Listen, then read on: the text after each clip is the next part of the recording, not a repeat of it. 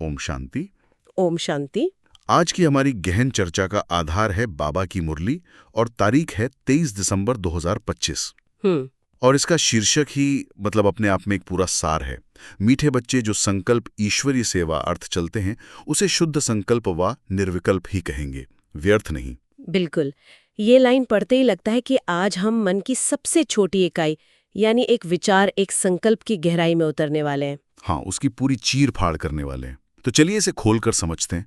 मुरली की शुरुआत ही एक प्रश्न से होती है, एक बहुत ही प्रैक्टिकल सवाल से जो हम सब रोज अनुभव करते हैं। बाबा पूछते हैं, विकर्मों से बचने के लिए कौन सी फर्ज अदाई करने पर भी अनासक्त रहो। दुनिया में रहते हुए अपनी सारी जिम्मेदारियां निभाते हुए भी कर्मों के बोझ से, उनके बंधन से। हाँ, उनसे मुक्त कैसे रहा जाए। सही। और ये तो एक $1,000,000 सवाल है, क्योंकि कर्म तो करना ही है, रिश्तों को निभाना ही है। बिल्कुल। और बाबा इसका जवाब देते हुए हमें सीधा संकल्पों की दुनिया में ले जाते हैं।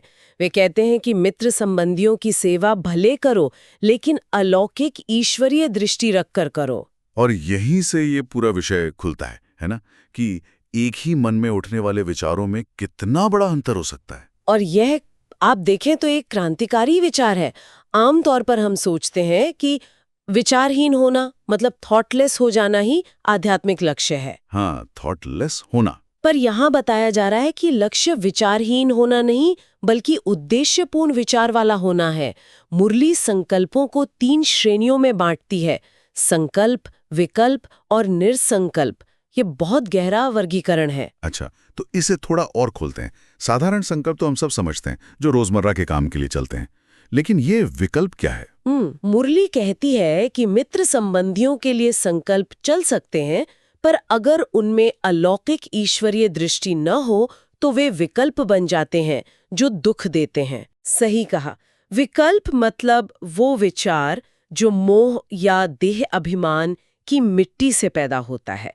जैसे किसी रिश्तेदार की मदद करते हुए ये सोचना कि ये मेरा है, या मदद करके बदले में कुछ उम्मीद रखना। अच्छा। ये विचार आपको खुशी नहीं देगा, बल्कि एक सूक्ष्म बोझ देगा। ये एक ऐसा धागा है जो आपको बांधता है। बाबा कहते हैं, सतयुग में संकल्प होंगे, लेकिन विकल्प नहीं होंगे। वहां के विचार शुद्ध होंगे, उनमें कोई मिलावट नहीं होगी। तो इसका मतलब ये हुआ कि इरादा ही सब कुछ है। एक्शन कर्म भले ही एक जैसा दिखे, लेकिन उसके पीछे की नीयत उस विचार की क्वालिटी तय करती है। बिल्कुल। लेकिन फिर एक सवाल उठता है, अगर ईश्वरीय सेवा का संकल्प निरसंकल्प है, जो कर्म बंधन से परे है, तो क्या इसका मतलब है कि हमें अपनी व्यक्तिगत जरूरतों या परिवार के बारे में सोचना ही नहीं चाहिए? क्या वो सब व्यर्थ या विकल्प की श्रेणी में आ जाएगा?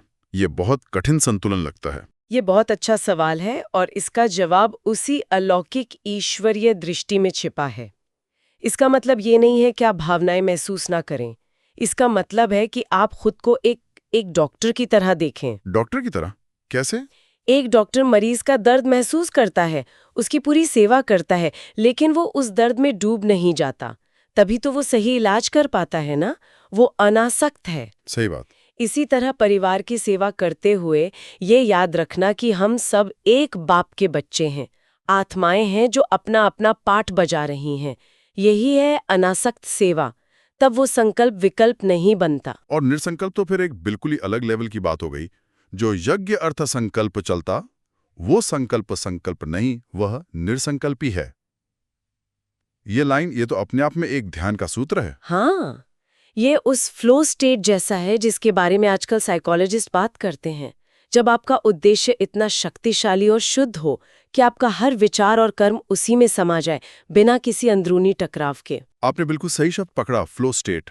निरसंकल्प का मतलब जीरो थॉट नहीं, बल्कि पॉजिटिव फ्लो थॉट है। ये एक लेजर बीम की तरह है, हजारों बिखरी हुई किरणों के बजाय एक केंद्रित शक्ति जो सिर्फ रचना करती है। और ये अवस्था ही बाकी सब बातों का आधार है। अच्छा। जो मुरली में आगे बताई गई हैं। और इस अवस्था तक पहुंचने की पहली शर्त है देही अभिमानी बनना। हाँ, और मुरली इस पर कोई समझौता नहीं करती। एक बहुत ही सीधी और कड़ी लाइन है, अगर किसी में एक भी विकार है तो वह देह अभिमानी जरूर ठहरा। हम्म। यह सुनने में बहुत बड़ा पैमाना लगता है, क्या इसका मतलब है कि जब तक हम पूरी तरह निर्विकारी नहीं हो जाते तब तक हमारी सेवा किसी काम की नहीं? नहीं नहीं, इसे ऐसे नहीं देखना चाहिए। ये एक जजमेंट नहीं है, बल्कि एक डायग्नोस्टिक टूल है। जैसे गाड़ी में चेक इंजन की लाइट होती है ना। हाँ।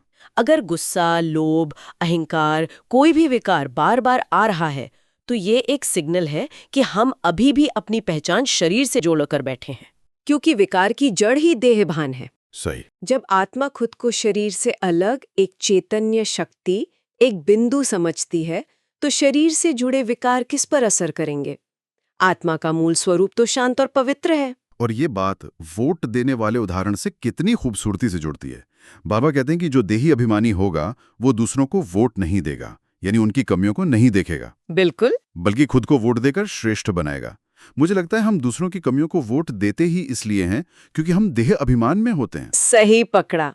दूसरों को जज करने से हमारे अपने शरीर के अहंकार को एक झूठी संतुष्टि मिलती है। जब तक फोकस बाहर है, दूसरों के शरीर और कर्मों पर है, तब तक हम वोट ही देते रहेंगे। और देही अभिमानी बनते ही हमारा पूरा प्रोजेक्ट मैं बन जाता है। मेरी उन्नति, मेरा पुरुषार्थ, मेरा परिवर्तन। तब दूसरों में खोट देखने का समय ही नहीं मिलता, बल्कि रहम आता है। और यही निर्विकल्पता की प्रैक्टिकल परिभाषा है। ठीक है, तो ये अवस्था हवा में तो नहीं आ सकती। इसके लिए एक ट्रेनिंग चाहिए, एक तरह की पढ़ाई। और मुझे लगता है मुरली में ऑक्यूपेशन का उदाहरण इसी ट्रेनिंग की बात कर रहा है। हाँ, बाबा इसे दुनिया का सबसे ऊंचा ऑक्यूपेशन कहते हैं। वो कहते हैं ये गॉड वर्ल्ड और डेविल वर्ल्ड की पढ़ाई है। गॉड वर्ल्ड और डेविल वर्ल्ड यानी दैवी दुनिया और आसुरी दुनिया का ज्ञान। इस पढ़ाई से हम हेवन यानी स्वर्ग के मालिक बनने का ऑक्यूपेशन अपना रहे हैं। ये कोई छोटा मोटा लक्ष्य नहीं है। और फिर मुरली में 4 देवियों का जिक्र आता है, काली, दुर्गा, सरस्वती और लक्ष्मी, और उन्हें भी ऑक्यूपेशन कहा गया है। ये बहुत दिलचस्प है। क्या ये हमारे विकास के अलग अलग चरण हैं या अलग अलग शक्तियां हैं जिन्हें हमें अपनाना है? जैसे क्या हम सरस्वती यानी ज्ञान बनकर शुरू करते हैं, हाँ, फिर दुर्गा काली मतलब शक्ति बनकर विकारों पर जीत पाते हैं, और अंत में लक्ष्मी यानी संपन्नता बनते हैं? ये बहुत सुंदर व्याख्या है। बिल्कुल इसे ऐसे देखा जा सकता है, सरस्वती ज्ञान की देवी है, तो ये हमारे पुरुषार्थ का आधार है। अच्छा। दुर्गा और काली शक्ति का प्रतीक है, विकारों पर विजय पाने का ऑक्यूपेशन। और लक्ष्मी तो सतयुग की महारानी है, गॉडेस ऑफ वेल्थ। ये हमारा अंतिम लक्ष्य, हमारा फाइनल ऑक्यूपेशन है। तो ये एक पूरी यात्रा है। और फिर बाबा एक बहुत ही सूक्ष्म लेकिन जरूरी अंतर बताते हैं कि लक्ष्मी नारायण का राज्य सतयुग में था, जो एक कॉर्पोरियल यानी स्थूल दुनिया थी। हाँ, जबकि ब्रह्मा, विष्णु, शंकर सूक्ष्म वतन में रहते हैं। ये बात अक्सर कंफ्यूज करती है। और इसे समझना बहुत जरूरी है, क्योंकि ये हमारे लक्ष्य को स्पष्ट करता है। हम किसी दूसरे आयाम या एस्ट्रल प्लेन में जाने की ट्रेनिंग नहीं ले रहे हैं। अच्छा। ये कोई साइफाई फिल्म नहीं है। हम इसी दुनिया के ऑपरेटिंग सिस्टम को अपग्रेड करने की पढ़ाई पढ़ रहे हैं, ताकि इसी धरती पर स्वर्ग का अनुभव हो सके। हमारा लक्ष्य सूक्ष्म वतनवासी बनना नहीं, बल्कि इस स्थूल दुनिया में आकर राज्य करना है। वाह, मतलब हम सिर्फ पढ़ने वाले स्टूडेंट नहीं हैं, हम एक नई दुनिया के सह निर्माता हैं। बिल्कुल।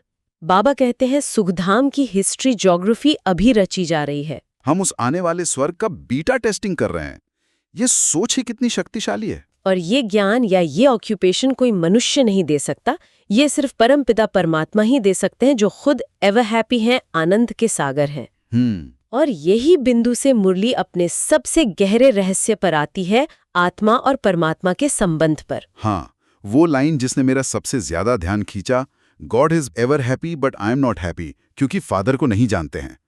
ये एक बहुत ही सरल लेकिन गहरी बात है। बिल्कुल। ये सीधे सीधे आत्मा और परमात्मा के एक होने के सिद्धांत को चुनौती देती है। ये इस ज्ञान का मूल आधार है।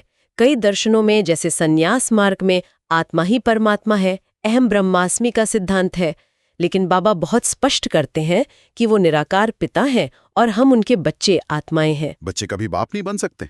नहीं बन सकते, लेकिन बाप के सारे गुणों और शक्तियों के वारिस बन सकते हैं। ये संबंध ही खुशी का आधार है। जब तक हम खुद को ही भगवान समझकर भटक रहे थे, तब तक हम दुखी थे। जैसे ही हमने अपने पिता को पहचाना, हमें अपना असली परिचय और हेरिटेज यानी विरासत मिल गई। और इसी स्मृति में ही अपार खुशी का राज छिपा है। ये जानने से कि हमारा पिता एवर हैप्पी हैं, हमारे अंदर भी वो खुशी आने लगती है। बिल्कुल। और फिर बाबा एक जिम्मेदारी भी याद दिलाते हैं। स्टूडेंट शोज मास्टर का जिक्र करते हैं। Student shows master. इसका मतलब है कि जो पढ़ा है वो सिर्फ अपने तक नहीं रखना है। हमारा जीवन, हमारा चेहरा, हमारी चलन ही मास्टर यानी परमात्मा पिता का परिचय दे।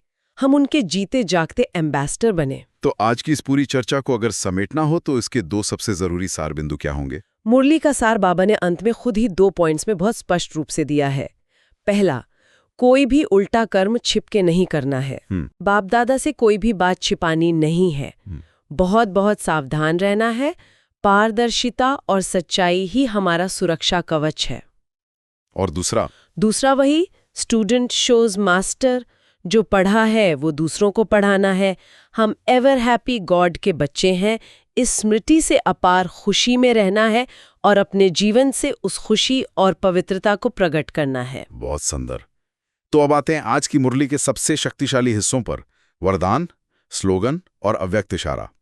आज का वरदान क्या है? आज का वरदान है, विकारों रूपी सांप को भी शैया बनाने वाले विष्णु के समान सदा विजयी निश्चित भव। वाह! जब मैं ये वरदान सुनता हूं, विकारों को शैया बनाना, तो मुझे डर की जगह शक्ति का एहसास होता है। अब तक लगता था कि विकारों से लड़ना है, उन्हें खत्म करना है, लेकिन ये तो उन्हें अपने अधीन करने की बात है। जैसे किसी जंगली घोड़े को साधना, ये पूरा नजरिया ही बदल देता है ना? बिल्कुल। भाव यही है कि जैसे विष्णु शेषनाग के जहर और शक्ति से डरते नहीं, बल्कि उसे अपना आसन, अपनी शैया बना लेते हैं, वैसे ही विजयी बच्चे विकारों की शक्ति को भी अपनी योग शक्ति से कंट्रोल करके उस पर शासन करते हैं। अच्छा। विकार उन्हें डराते नहीं, बल्कि वे विकारों पर अधिकार रखते हैं। ये डर की नहीं, मास्टरी की निशानी है। जो इस अवस्था को पा लेते हैं, उनकी विजय निश्चित है। और आज का स्लोगन है, बालक और मालिकपन के बैलेंस से प्लान को प्रैक्टिकल में लाओ। ये भी बहुत गहरा है। मुझे याद है, शुरू में बालक और मालिक का संतुलन बनाना बहुत मुश्किल लगता था। हाँ। जब मालिक बनने की कोशिश करो तो अहंकार आ जाता, और जब बालक बनो तो जिम्मेदारी से भागने का मन करता था। सही बात है। बाबा कहते हैं, दोनों चाहिए। एक तरफ बच्चे जैसी निरहंकारिता, सरलता और सीखने की भावना हो, और दूसरी तरफ मालिक जैसी जिम्मेदारी, अधिकार और हर परिस्थिति को संभालने की क्षमता हो। जब इन दोनों का संतुलन होता है, तभी कोई भी बड़ी से बड़ी योजना सफल हो सकती है। संतुलन ही सफलता की चाबी है। और अंत में आज का अव्यक्त इशारा। आज का इशारा है, अब संपन्न व कर्मातीत बनने की धुन लगाओ। धुन लगाओ। हाँ, यह एक तरह से पुरुषार्थ को तीव्र करने का आवाहन है, एक अलार्म है। इशारा है कि अब समय समीप है, इसलिए अपने कर्मेंद्रियों को पूरी तरह अपने कंट्रोल में करने का अभ्यास तेज करो। जब हमारी कर्मेंद्रियां जीत हो जाएंगी, यानी हमारे इशारे पे चलेंगी, हाँ, तब हम प्रकृति जीत बन जाएंगे। और जब प्रकृति पर विजय पा लेंगे, तब कर्मातीत स्थिति के आसनाधारी होकर विश्व राज्य के अधिकारी बनेंगे। तब हर कर्मेंद्रिय जी हुजूर, जी हाजिर करती हुई चलेगी। आज की चर्चा से एक विचार मेरे मन में घूम रहा है। ये बालक और मालिक का संतुलन, ये सिर्फ आध्यात्म की बात नहीं है। नहीं, बिल्कुल नहीं। हमारे रोजमर्रा के जीवन में, हमारे ऑफिस में, हमारे रिश्तों में ये संतुलन कितना जरूरी है। हम कैसे एक ही समय में सीखने के लिए एक बालक की तरह विनम्र और जिज्ञासु बने रहें, और साथ ही अपनी जिम्मेदारियों को निभाने के लिए एक मालिक की तरह समर्थ और अधिकारपूर्ण बने। ये सोचने वाली बात है। अच्छा, ओम शांति। ओम शांति।